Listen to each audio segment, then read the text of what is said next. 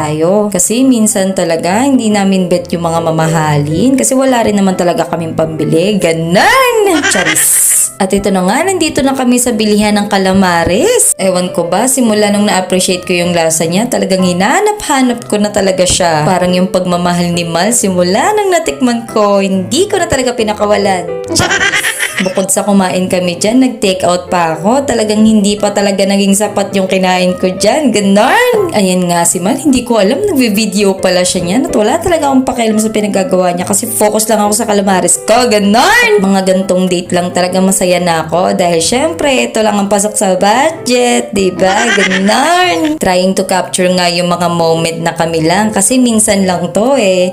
And syempre, babalikan namin to pagtanda namin. Ganon! Hi guys! Thank you for watching!